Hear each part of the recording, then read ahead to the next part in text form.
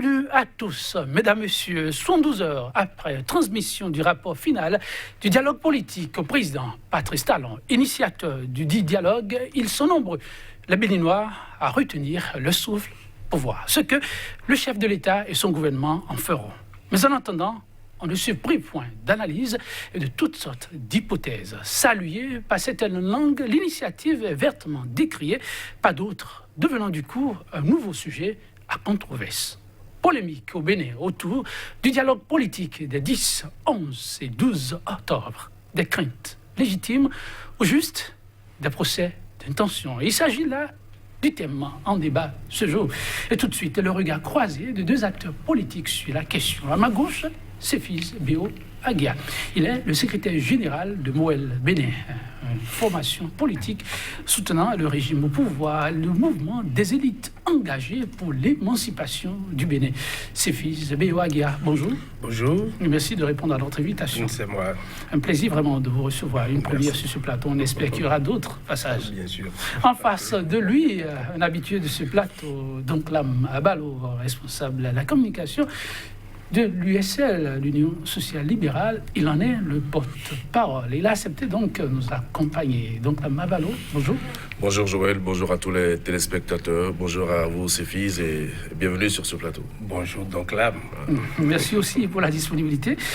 C'était suite à une sortie hier et appelé de tout pas, mais vous êtes lié en cas de y être. Alors, 12 octobre dernier, fin des travaux comptant pour le dialogue politique initié par le président béninois, Patrice Talon. Les travaux conjugués au passé, le sujet lui-même, mesdames, messieurs, vous en doutez, reste toujours d'actualité. Sefis Biwagia, je me retourne vers vous. Vous étiez de la salle, c'était pas donné à tous. Mais à la sortie, avec de recul, un contact avec cette formation qui est la vôtre, bien entendu, Moël Bénin, vous dites que si c'était à refaire, il ne fallait pas, ou c'est avec beaucoup de satisfaction?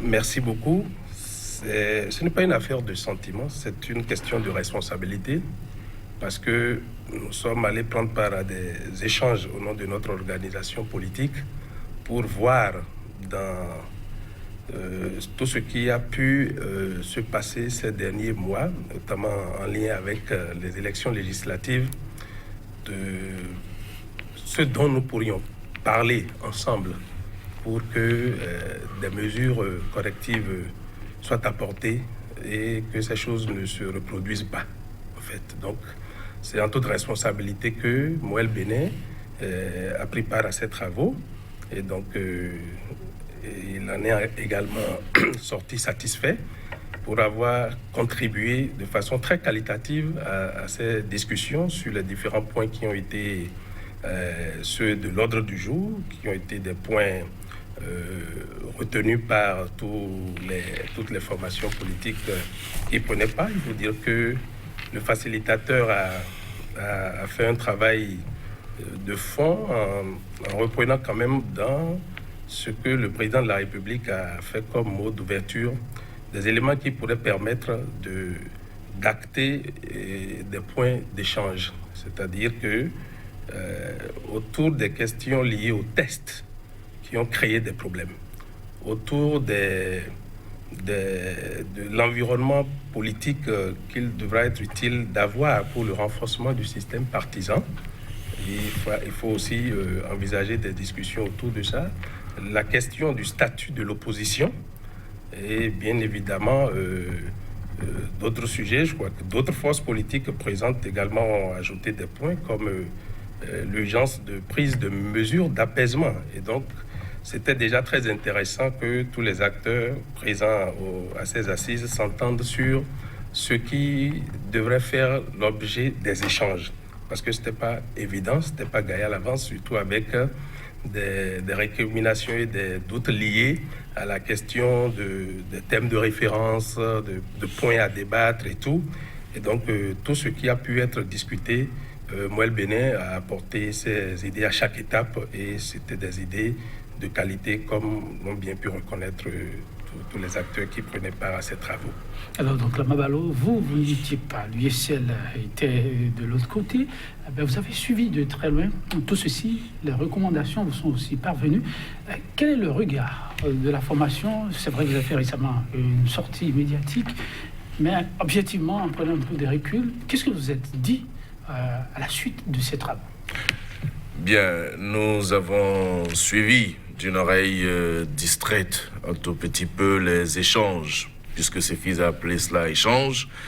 Nous avons fait l'effort d'avoir quelques informations sur ce qui s'est passé là-bas. Et je dois vous dire que nous n'avons rien retenu de substantiel. Ce que nous avons retenu principalement, c'est que le régime et ceux qui se sont réunis au Palais des Congrès ont fait des aveux. Le premier aveu, c'est l'échec du système partisan. C'est clair que le fait d'avoir convoqué ces échanges montre que le système partisan, tel que voulu par le président de la République, a échoué. Cette réforme a échoué. Premier aveu.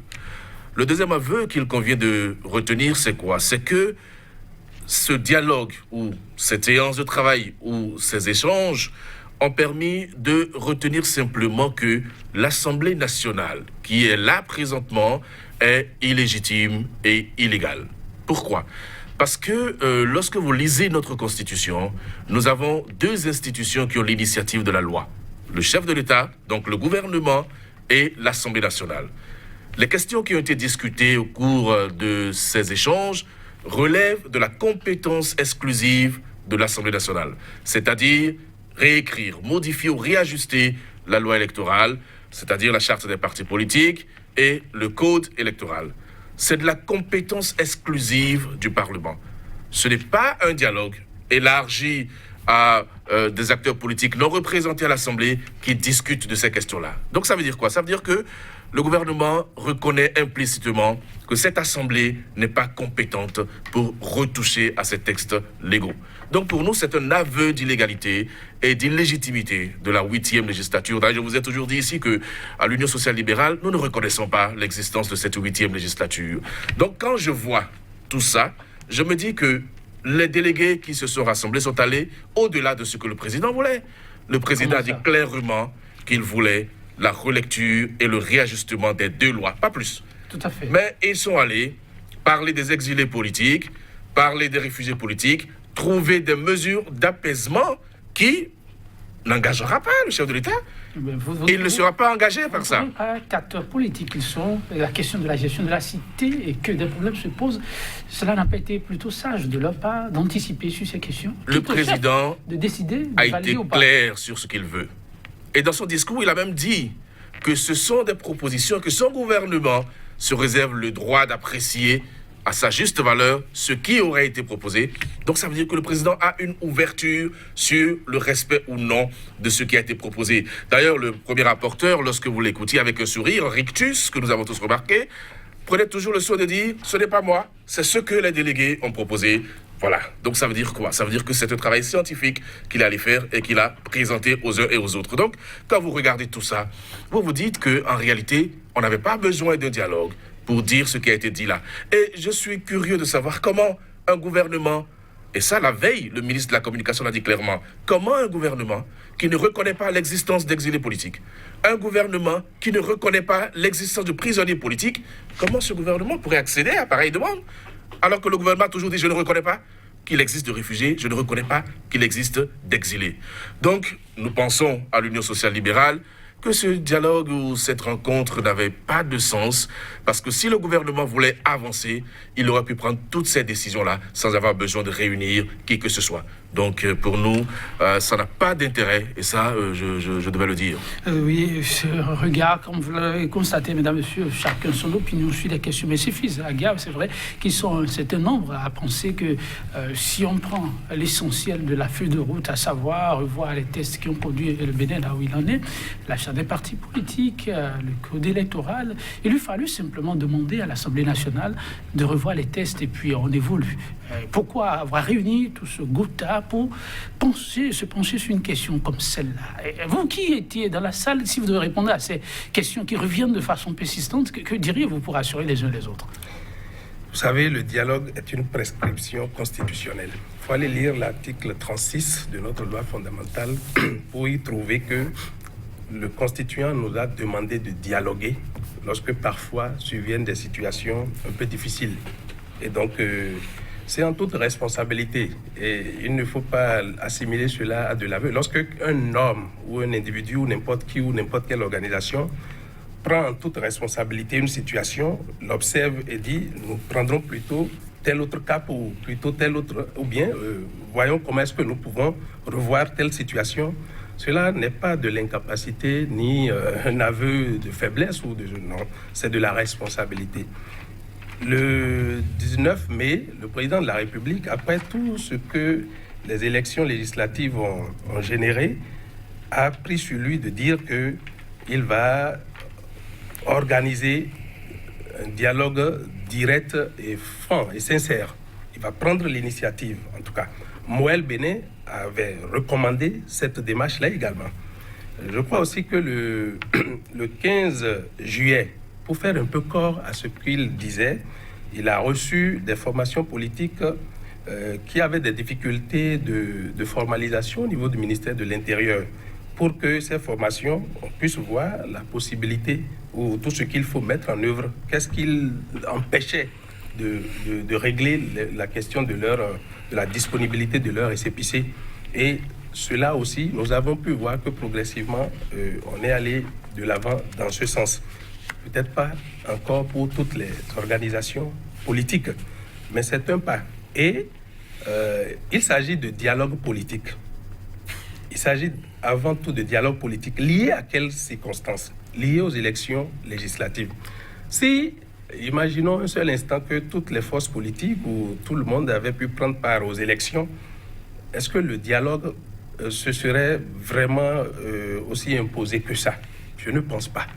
Et donc, les autres points qui viennent s'ajouter, oui, ils sont des points légitimes aussi, mais il ne faut pas perdre de vue que tout vient de la situation électorale de cette année. Alors, et donc, les partis politiques sont les forces politiques organisées pour venir savoir ce qu'il faut faire. C'est vrai, et d'ailleurs, c'est une des raisons. Si toutes les forces politiques ne sont pas présentes à l'Assemblée nationale, c'est raison de plus pour que dans ce dialogue, on l'ouvre aux autres forces pour qu'elles puissent venir dire ce qu'elles pensent. Sinon, les mêmes problèmes, les mêmes polémiques vont continuer en fait. On va dire, si c'est ça, parce que si je comprends bien, donc là, Mabalo, c'est en fait ça. Mais les forces qui, une raison ou une autre, n'ont pas pu prendre part aux élections, sont venues dire leurs préoccupations également. Et donc, c'était fort intéressant d'avoir une telle occasion d'échange sur ce qui a empêché les uns et les autres d'aller aux élections. Vous connaissez le sort du PRD et de Moël Béné dans cette situation. Vous connaissez le sort des partis comme l'UDBN, comme DUD, je dirais même comme l'USL dans cette situation. Et je sais, moi, pour avoir pris part des discussions au niveau au domicile du président Adrien Oubédi, comment est-ce que, pendant que même des forces politiques comme les FCBE, Restaurer l'espoir, claquaient la porte, l'USL est resté pour que nous puissions trouver le chemin dans le dialogue. Et donc, je ne pense pas que le dialogue soit quelque chose qu'on doit balayer de côté. Non, on en a besoin. On en a besoin. Et c'est pour ça qu'il y a, pour ne pas vous interrompre quand même, mais c'est effectif que quand on observe tous les acteurs, on se rend compte que tous parlent de la nécessité d'aller au dialogue. Et vous avez ouvert une brèche, j'ai bien envie d'en profiter. Vous avez dit, ceci est d'autant plus important que à l'Assemblée nationale, ceux qui sont là ne sont pas que ceux qui ont bien voulu aller aux élections. Il y en a qui ne sont plus à l'Assemblée aujourd'hui, mais qui avaient manifesté la volonté d'y aller. Et au cours de ce dialogue, il s'est avéré que tous ceux-là qui avaient manifesté la volonté de s'y retrouver n'étaient pas au niveau de ces assises de la salle bleue du Palais des Congrès. Comment Moël Béné a vécu cet instant-là? Non, je crois que l'invitation a été adressée aux forces politiques régulièrement constituées, en fait, qui ont une reconnaissance légale au niveau du ministère de l'Intérieur. Donc, bon, les autres forces qui, pour l'instant, à mon avis, n'ont pas bouclé ce processus, finiront par boucler. Mais leur absence ce n'est pas ça qui fait qu'il n'y a pas de dialogue, à mon avis. Ce n'est pas à cause de cette absence-là. Le souhait, c'est que tout le monde arrive. Mais pendant que nous n'avons pas... S'il y a des dispositions ou des choses à régler par ces forces politiques au niveau du ministère de l'Intérieur, quand elles vont finir de le faire, bon, ça va peut-être se passer pour eux.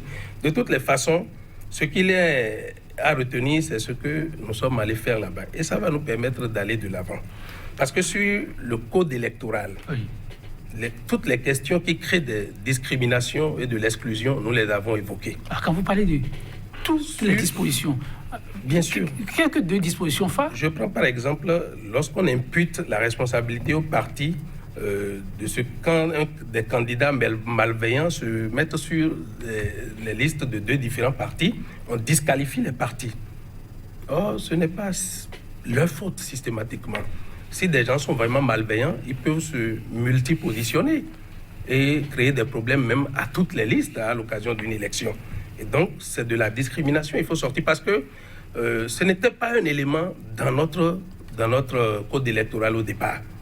Et donc, le législateur qui, en revisitant le code, l'a mis, a fini par se rendre compte, nous l'avons fait observer, il fallait sortir cette disposition-là. Il y a par exemple une question d'équité à régler sur le nombre de sièges au niveau des circonscriptions électorales.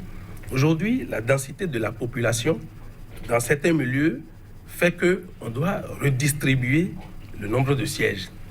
Accroître pour certaines régions, vous connaissez bien la 6e circonscription électorale, Calavi-Souava-Zé, qui est une localité à forte démographie, mais qui continue pour l'instant d'élire 4 députés. Moi, c'est ma circonscription électorale, je suis de Zé.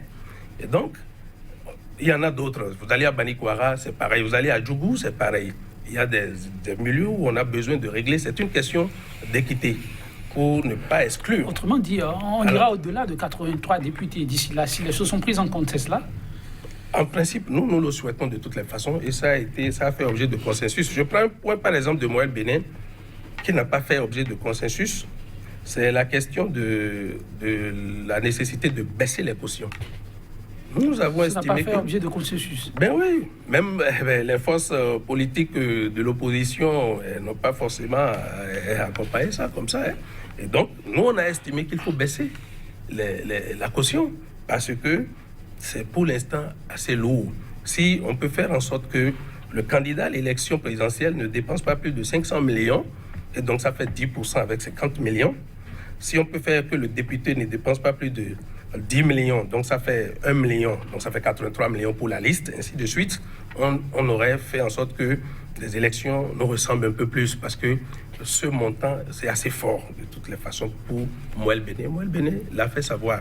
Donc il y a de ces questions qui ont été débattues, et c'est pour ça qu'il ne serait pas intéressant de balayer du revers de la main et l'initiative et les résultats qui en sortent. Parce qu'au demeurant, ils vont servir à tous les Béninois, pas au gouvernement de Patrice Talon, pas aux partis qui le soutiennent, mais à toutes les formations politiques. La question, par exemple, de la procédure d'enregistrement. Oui. Lorsque le ministère de l'Intérieur, il a été demandé, tout le monde est tombé d'accord dessus, de faire les observations une seule fois désormais, et de ne plus faire ce jeu de ping-pong d'aller-retour avec les formations politiques. Ça, il ne faut pas dire que c'est pour les partis de la mouvance exclusivement. Donc, voilà un peu des éléments... Babalo, je commence par son dernier point. Oui. Jeu de ping-pong, l'USL en a suffisamment souffert. Eh bien, là, vous apprenez que tout de coup, il n'y aura plus ça. Bien entendu, on attend l'arbitrage du chef de l'État et de son gouvernement. Mais là, c'est heureux d'apprendre que ça a été un sujet de consensus.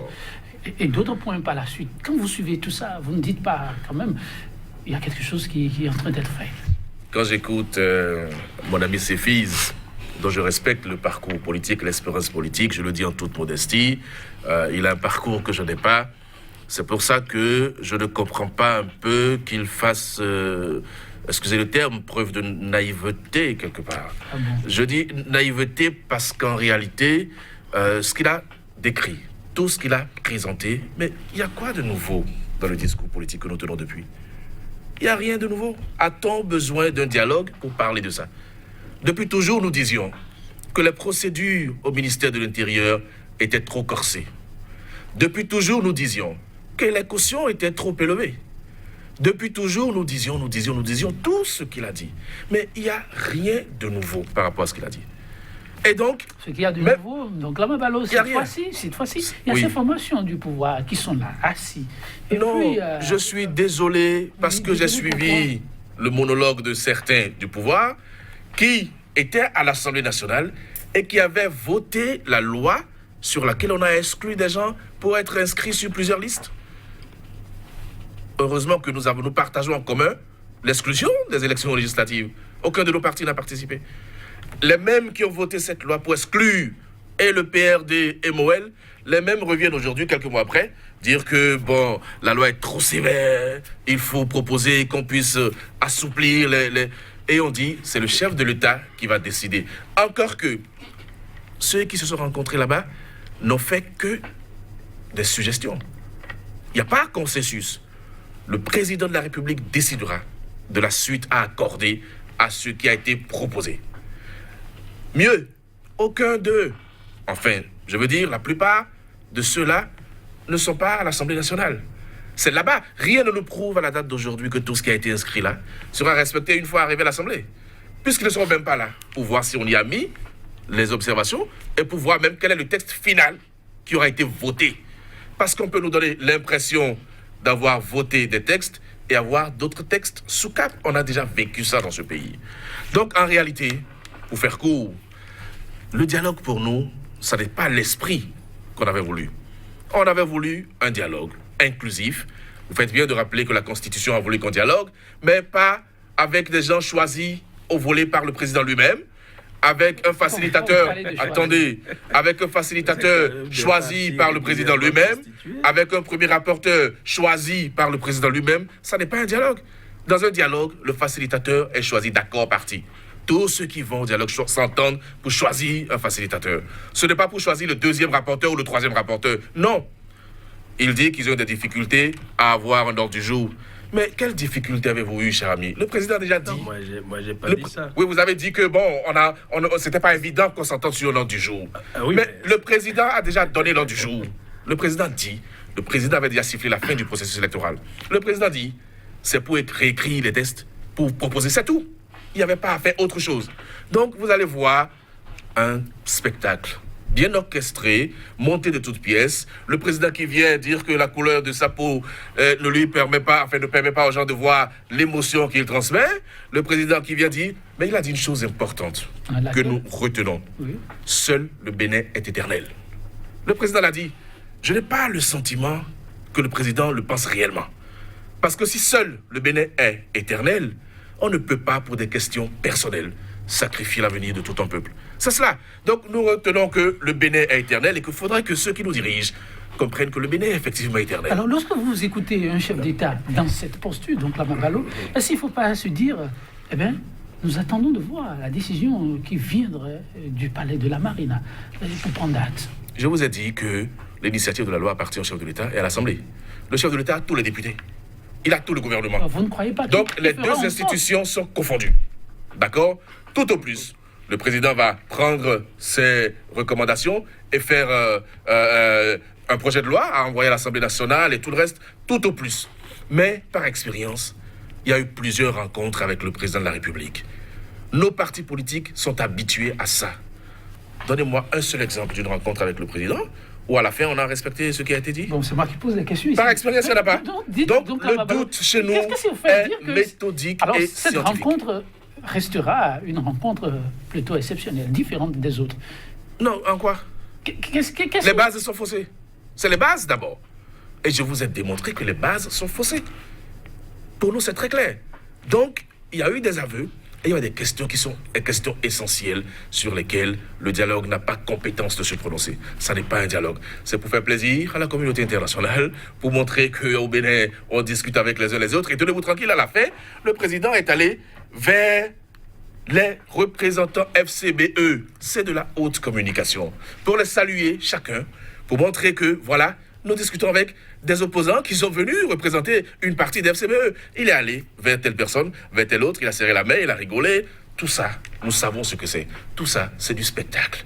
Et on a applaudi le spectacle simplement. Donc, rien à retenir. Honnêtement, en tout cas, on a besoin de plus dans un pays si on veut être sérieux. On reviendra sur ces images, ce qui en découlerait. En tout cas, dans les tout prochains jours, on en saura un peu plus. Mais c'est au nombre des recommandations, à moins que vous ayez quelques réactions sur les propos de Doncla. Bon, je pense que Doncla ne veut pas faire sérieux. D'abord, il parle de toutes les façons sur la question de... Moi, je ne veux pas revenir sur ça, mais et je suis très heureux qu'il fasse confiance à mon parcours. Et l'idée de naïveté ne devrait pas apparaître dans ce... Bon, maintenant, je comprends très bien dans qu'est-ce qu'il dit. Mais alors, s'il fait confiance à mon parcours, il doit savoir que on prend part à des initiatives du genre parce qu'on estime qu'elles sont utiles et opportunes. On prend part à des initiatives du genre parce que ça me rappelle, moi, un peu ce qu'a été la conférence nationale. Vous voyez, tout n'était pas gagné ou dit à l'avance. Même la question de la souveraineté de la conférence, c'est pendant que cela est sorti. Hein.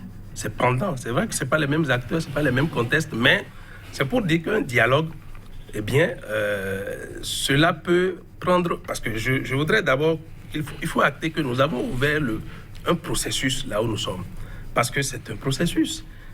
Accepter d'échanger entre forces politiques, émettre des idées et qu'elles doivent conduire à des prises d'action. Nous avons ouvert un processus et nous ne sommes qu'au début peut-être du processus. Il faudra observer. Il ne faut pas dire... parce qu'après, vous pouvez vous retrouver en fait bec cloué parce que vous allez dire « Ah, mais j'ai un peu trop vite parlé en fait, j'aurais pu me retenir. » Parce que telle chose que je dis aujourd'hui, eh bien finalement, elles ne valaient plus, elles ne vaudront plus dans le futur. Donc il faut vraiment se retenir. Et donc ce qui s'est passé à l'occasion de ces échanges nous permettent d'avancer. Moi, c'est le plus important. L'initiative du dialogue. Parce que quand j'entends chaque fois le dialogue qu'on veut, non. C'est le président de la République qui dit « Je prends l'initiative, je voudrais qu'il y ait un dialogue politique entre les forces politiques pour qu'elles échangent de situations politiques liées à tout ce que nous avons pu vivre dernièrement. » Mais c'est quand même précis. Alors, autour de ça, il y a les tests. Et il y a tout ce que les tests ont engendré. Et donc, est-ce que ce n'est pas assez...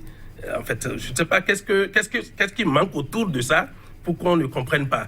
Et donc, aller échanger de ça en tant qu'organisation politique, c'est tout à fait normal. Faire des propositions qui permettent d'avancer. Et toutes les propositions qui sont faites, elles ont du sens. Si on s'occupe des détails du genre, bon, il a serré la main à tel, il a fait ceci, encore que c'est décrispant à la fin. Non, si on fait de la focalisation sur ça, en fait, on se détourne de l'essentiel, à mon avis.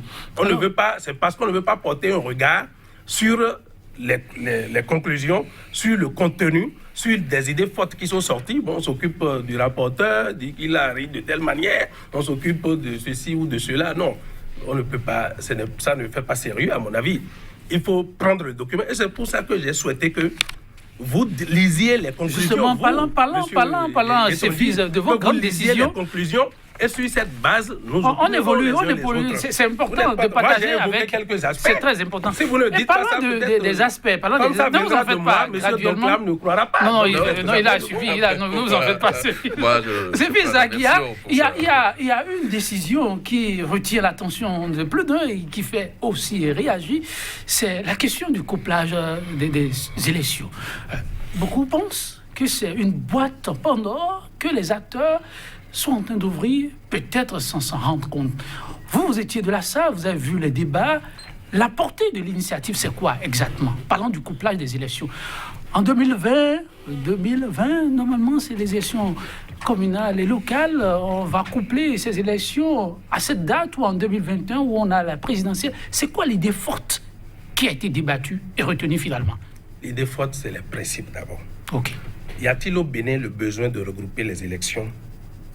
Et la tendance a été? Pour différentes raisons. Moi, je veux vous poser cette question. Non, ici, malheureusement. Malheureusement. C'est-à-dire quoi? Oui. Y a-t-il au Bénin un principe sur lequel, par exemple, c'est la question de la réforme du système partisan. Y a-t-il un besoin de réformer le système partisan? Oui. Peut-être que ce qui a été proposé avec les tests qui ont été pris, à l'arrivée, ont montré des limites. Il faut corriger. Et ce n'est pas de la faiblesse, cela, de corriger ce qui n'a pas marché. Au Bénin, y a-t-il un besoin de regrouper les élections? Si vous interrogez tous nos compatriotes, ils vont vous dire oui. Parce que les élections nous épuisent, elles nous coûtent, elles nous occupent. D'accord? Et aller à une année électorale ne peut être mal perçu par aucun d'entre nous. La seule chose que les uns et les autres peuvent peut-être craindre, c'est de dire qu'est-ce qu'on va mettre ensemble et à partir de quand. Mais ça reste des modalités dont il faudra encore discuter. Mais c'est le plus important. Le plus important, c'est de s'entendre que nous avons besoin, parce que là, en 2019, nous avons ouvert le bal. 2020, on est là. 2021, on est là. 2023, on est là. Après, on va avoir une petite pause. 2026, on est là. 2027, on est là. Ainsi de suite, ainsi de suite. Le principe, on s'est entendu sur ça. Les modalités restent à définir. Donc, et ça revient au chef de l'État pour les travaux qui ont été faits, c'est ça? Ah non, comment est-ce que c'est... Le chef de l'État n'est pas le législateur. Comment est-ce que vous pouvez dire des choses comme ça? Ah non, on veut savoir, vous êtes sur la table. Non, ne dites pas des choses comme ça. Non, c'est une question, c'est fils. Les amis veulent comprendre. Pas, moi, est-ce que vous pouvez dire que le chef de l'État, c'est lui qui dit qu'il faut faire ça? C'est fils, on reste dans le cadre, hein, pour que les téléspectateurs ne pensent pas qu'on veut s'amuser avec eux. Non, le dialogue prend un certain nombre de résolutions versées au chef de l'État qui fera l'arbitrage avec le gouvernement. Le reste sera versé au législateur qui jouera dans ses prérogatives. Alors, pour la question du couplage, qui est devenue comme une question très importante, vous avez suivi les réactions de part et d'autre. Quelle a été la conclusion retenue par l'assise et qu'est-ce qui a été envoyé vers le gouvernement? La conclusion retenue, oui, c'est qu'il faut regrouper les élections. C'est cette proposition qui a été envoyée. D'accord. Alors, donc, là, il n'a pas été dit que c'est à partir de 2020. Vous avez vu? Non, je vous demande, c'est vous qui étiez à la rencontre. Moi, il y a des propositions. J'ai expliqué ça quand même. Il y a des gens qui estiment 2020. Pour certains, c'est 2021. Pour certains, c'est 23, c'est 26, etc. Donc, l'arbitrage sera fait en son temps. Et je dis que c'est une question de modalité après, de mise en œuvre. Maintenant, je ne sais pas. Si c'est 2020, est-ce que ça poserait un problème? Si c'est 2021, est-ce que ça poserait un problème? Ça, c'est les acteurs politiques qui vont aussi apprécier. Voilà. Mais le principe du regroupement, c'est le plus important et c'est ça qui est l'avancée. Donc, chez téléspectateurs, on retient. Donc là, on vous donne la Mais le principe du regroupement, en quoi c'est une avancée, mon cher ami? C'est un débat qu'on a toujours fait, même avant les élections législatives. Nous avions toujours dit. Et ça, c'est pas d'aujourd'hui. Encore une fois, je fais appel à son parcours politique. Le débat n'est pas nouveau. On a toujours dit que les élections nous coûtaient cher et qu'il fallait les regrouper. Oui, donc, ensuite, c'est pas une décision. Aucune décision n'a été prise. Encore une fois, je répète, mais aucune moi, ça me fait décision. plaisir que vous dites des choses comme ça. Non, parce que c'est vous qui avez parlé de décision. Et je rebondis. Je n'ai jamais parlé de décision. Je rebondis pour dire qu'aucune décision n'a été prise. Tout à fait, tout à fait. fait. C'est des recommandations. Non, je n'ai jamais dit le contraire, mon cher ami. Mais le problème, c'est la pertinence du dialogue. Parce qu'on n'a pas besoin de ce conclave pour en arriver à cette proposition. Le chef de l'État sait ce qu'il y a à faire. Mais mon ami refuse de reconnaître que... C'est quand même bizarre. Mon ami, je ne vous ai pas coupé lorsque vous parliez. Est hyper puissant, mais en même temps, vous lui redonnez tous les pouvoirs. Non, attention. Je ne vous comprends pas. Je ne vous comprends pas. Monsieur Yetondi, posez ces questions à monsieur Donclave. Je vais vous dire une chose. Il ne s'agit pas de me regarder. Je vais vous dire une chose. Allez-y, les questions viennent au moment, ne vous en faites pas. Il faut lui poser ces questions. Première chose. Il voit le chef de l'État hyper puissant, mais c'est lui toujours qui lui reconnaît tous les rôles. Bon. C'est Fizet, on le laisse poursuivre et revient sur la question. Allez-y. Merci beaucoup, monsieur le journaliste. Je voudrais quand même rappeler à mon vis-à-vis que je ne l'ai jamais coupé pendant qu'il parlait. Donc, qu'il me fasse l'amitié de me laisser aller jusqu'au bout de mon développement. La superpuissance du chef de l'État a été constatée par Patrice Talon lui-même. Talon lui-même, le président Talon lui-même, a toujours constaté que le président était trop fort. Donc, nous n'inventons rien. Et sur ça, il a dit quoi? Sur ça, il a fait des réformes qui n'ont pas marché. Non. Simplement. Parce qu'elle n'était pas... Attends, il a proposé... Ça, c'est la réforme constitutionnelle. Non, il a proposé par deux fois...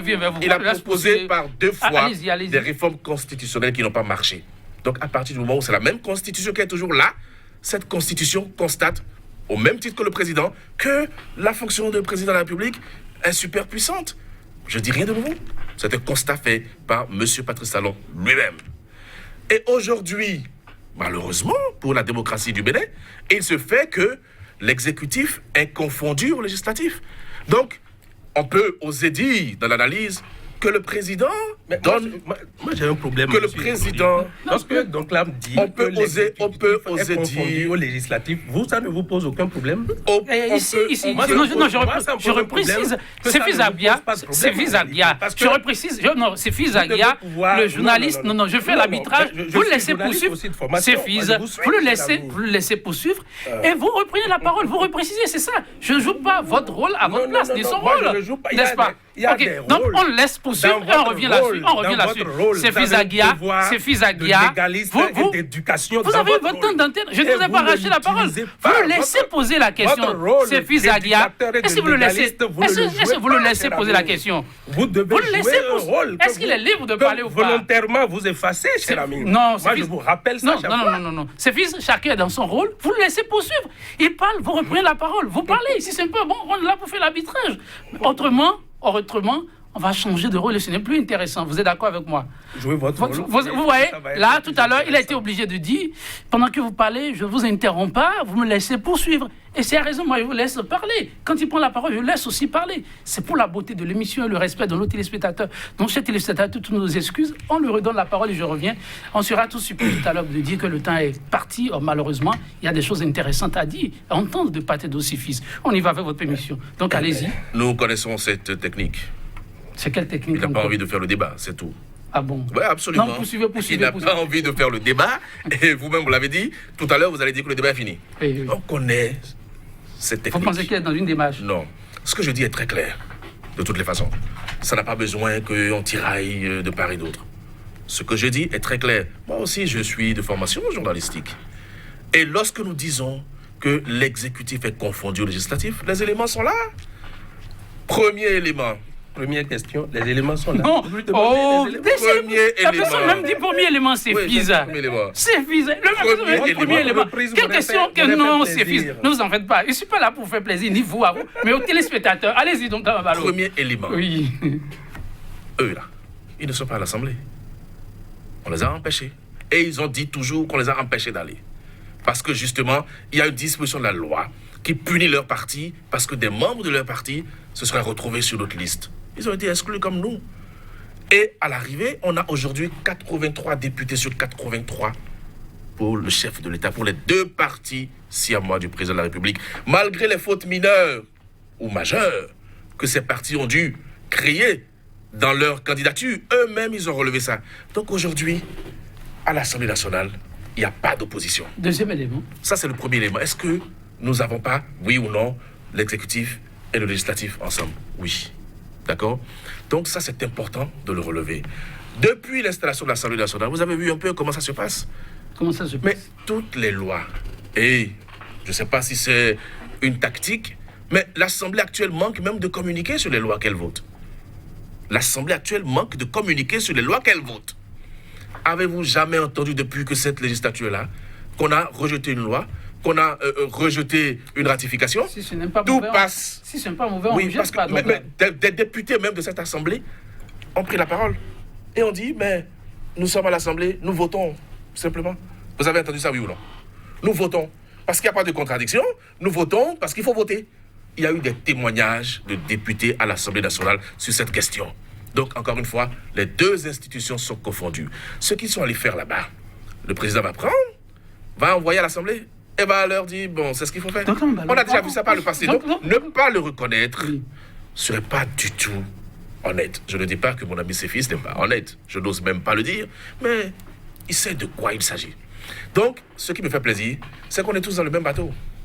Donc là, Mabalo, aucun de nous n'a de député. En toute objectivité, lorsque vous observez ce qui s'est passé au niveau de la salle du Palais des Congrès, aujourd'hui, si vous voulez parler en termes d'acquis pour le Bénin, que direz-vous, honnêtement? Non, je ne peux pas parler d'acquis. Rien du tout. Non, il n'y a que des propositions, des suggestions. Où est l'acquis? Non, merci. Mais où est l'acquis? Merci. Un dialogue. Un dialogue. Normalement, quand vous sortez, c'est des accords.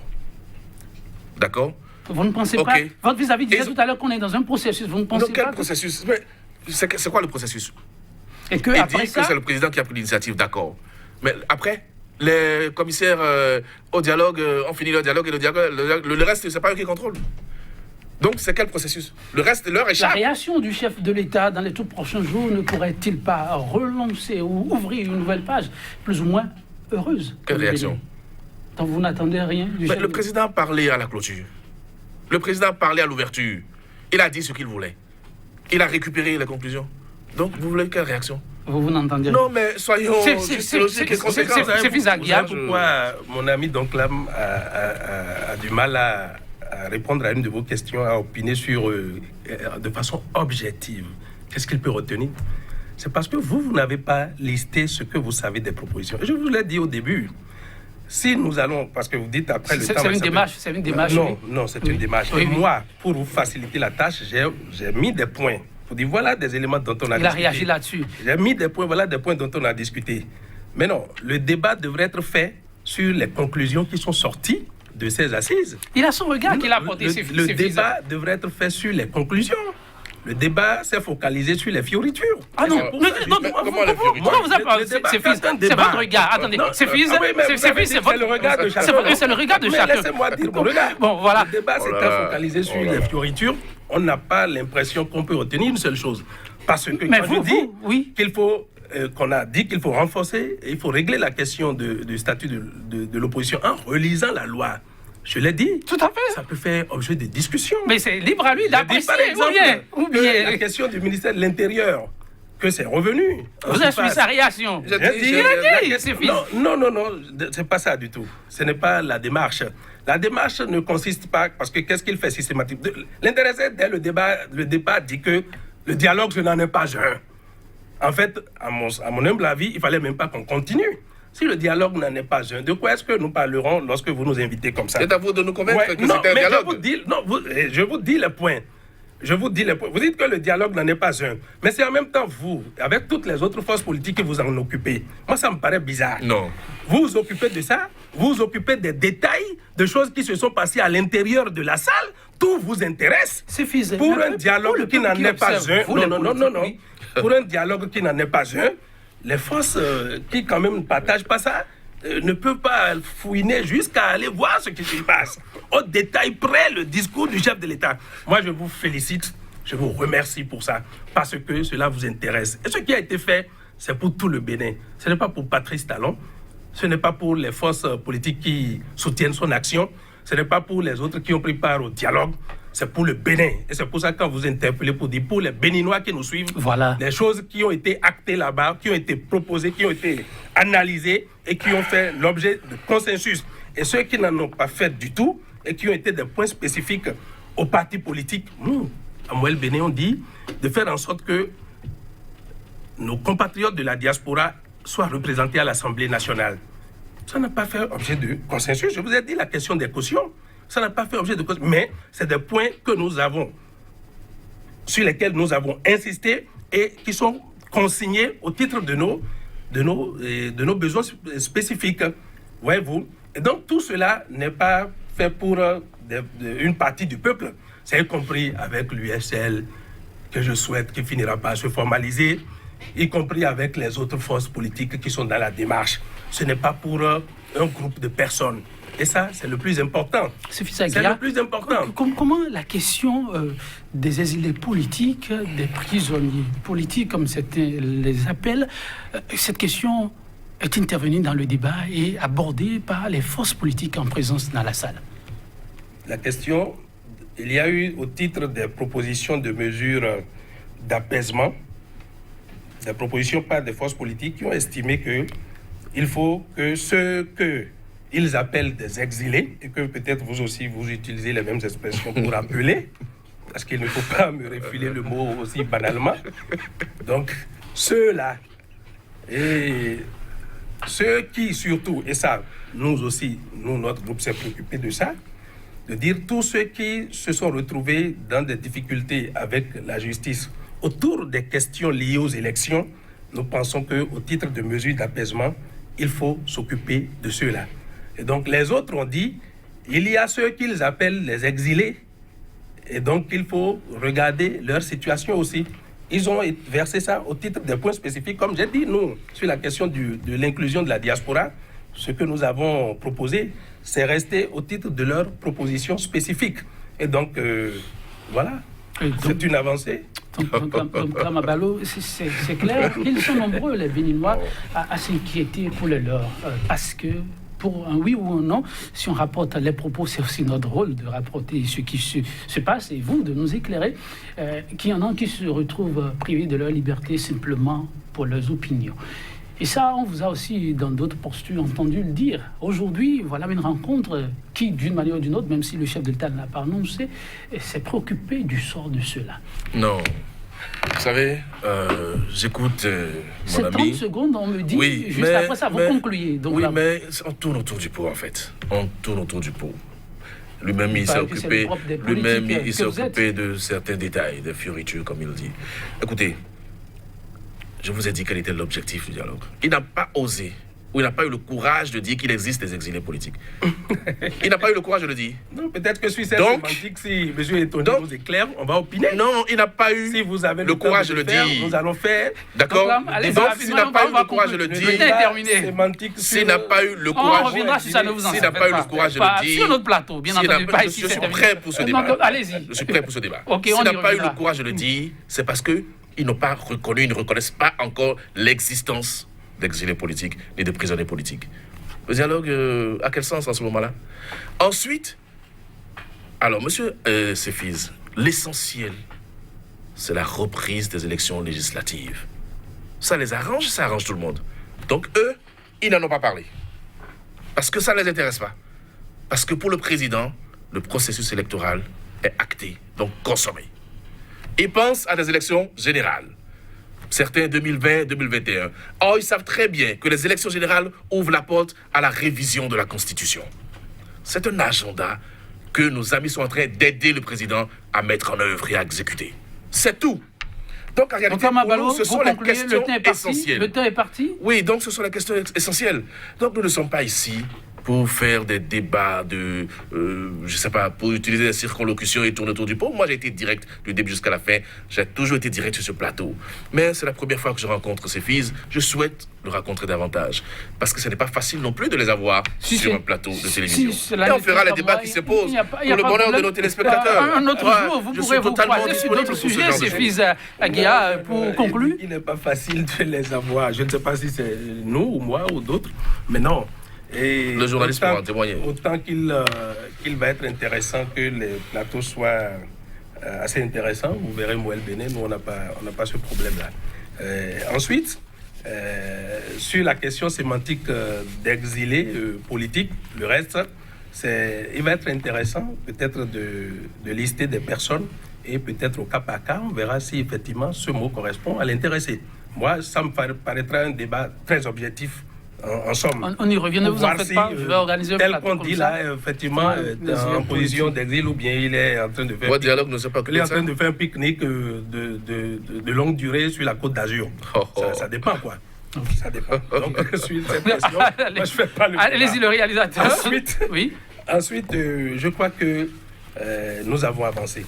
Et je vous remercie d'avoir permis que nous puissions dire ici quelques points d'avancée du pays qui vont aider l'ensemble du pays et peut-être particulièrement l'USL. Moi, c'est une formation politique. J'ai vu l'endurance et la démarche de négociation, en fait, ou je ne sais pas, de responsable de l'USL au domicile du président Ogbédji. Et ça me plaît. Plutôt que d'autres attitudes, bon, je ne sais pas si maintenant, en surface, on montre une image, merci beaucoup. Et en souterrain, il y a donc, comme Kamabalo, merci également à vous, le inconvénient parti. De la stratégie politique aussi. Ce fut un plaisir, chers téléspectateurs, de vous avoir suivi. Ne vous en faites pas, on reviendra là-dessus. Cher réalisateur, qui m'en veut beaucoup, toutes nos excuses, on a grogné beaucoup dans son temps. Demain, c'est un autre jour pour un autre plateau, vous l'avez compris, peut-être vous ne le savez pas non plus. Ce sont hier, dans d'autres vies, on était ensemble en tant que confrères. Là, désormais, ce sont des politiques que j'avais su sur le plateau et vous comprenez un peu le agne. C'est comme ça, ça se joue. C'est téléspectateurs 100% Bénin pour le numéro du jour, ce sera tout. On se fausse compagnie sur cette citation de François Rabelais, je le cite. Le temps, dit-il, mûrit toutes choses. Pas le temps, toutes choses viennent en évidence. 100% Bénin, ce sera tout. Et à très bientôt pour notre plateau. Au revoir.